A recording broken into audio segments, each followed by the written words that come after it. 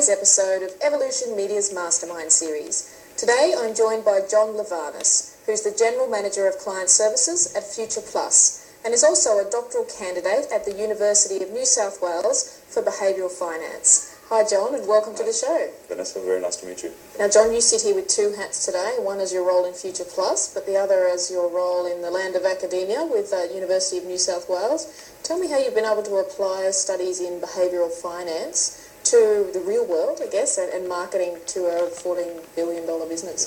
The real aspect of behavioural finance is that it really gives us an understanding of the way markets operate in real terms.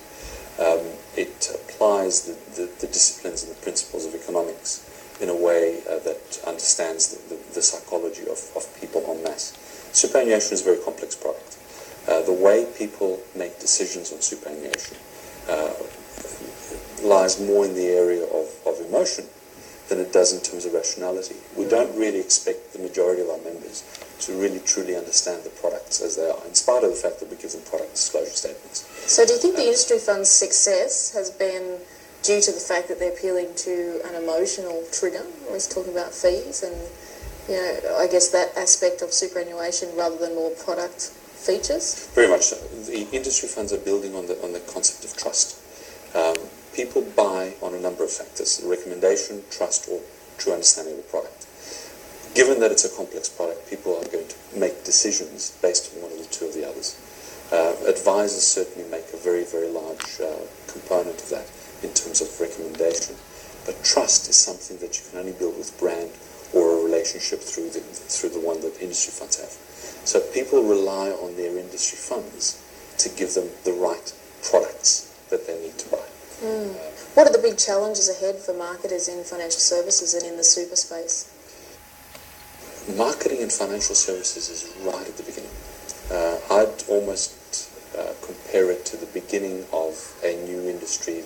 Motor cars in the 20s and 30s were marketed the same way that superannuation is marketed right now.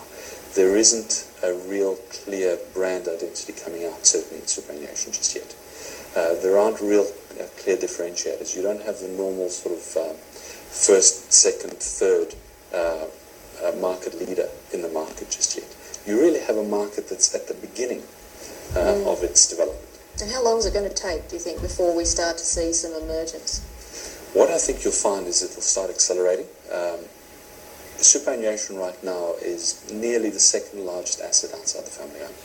When it starts getting really serious and really interesting to people, when the average balance is up around $50,000 or $100,000, which is going to happen pretty soon, I think you find people are going to start taking a lot more interest. And once they do, smart marketers will be able to understand that and respond and create brands and create identities and create product offerings and create distribution channels that will resonate with the members. And I think you'll see them. The whole principle of market share starts increasing. But you haven't heard very much just yet, and certainly I haven't, in terms of who's number one in the market or number two in the market or number three. And yet if we talk to any fast-moving consumer goods organization, they will tell you on a month-to-month basis who's the first, second, third product in terms of market share in the market. That hasn't happened yet. Yeah, it's very true. Well, take a stab at it for me. Who do you think, retail and industry combined, who are the three brands that you think could possibly emerge as 1, 2, 3? Colonial certainly could emerge. Certainly MLC could emerge. I think those are two. AMP also in terms of the retail space. In terms of the industry fund space, I think Australian Super certainly has got to be up there. UniSuper is very strong. First State is also very strong. Those are the three top organisations just now. Australian Super is probably the first to construct a brand out of that. Others will. I think you will find a lot of consolidation taking place. So the brands that will come out as number 1, 2 and 3 may not even be in existence just yet. How much do you think they need to spend to gain that kind of mind share? It's interesting that you say that, because up to now a lot of industry funds have been reluctant to spend money on branding. Part of which has been the whole principle that this is members' money and we don't want to spend members' money on it. And yet, if you think about it, communication through brand is another way of certainly educating people in terms of the trust relationship that they should have with the organisation. I think you'll find that, without giving you a direct answer, I think you'll find that a lot of people will spend a lot more money in the years to come. I also think that the construction of the industry funds may change. There's a lot of discussion in terms of the fact that industry funds need to start capitalising themselves from an organisational perspective, and that may happen. It's difficult to say, bearing in mind that if you look at our industry as a whole, industry funds are actually a minority in terms of the funds under management. They're a majority in terms of the population or the people that they have.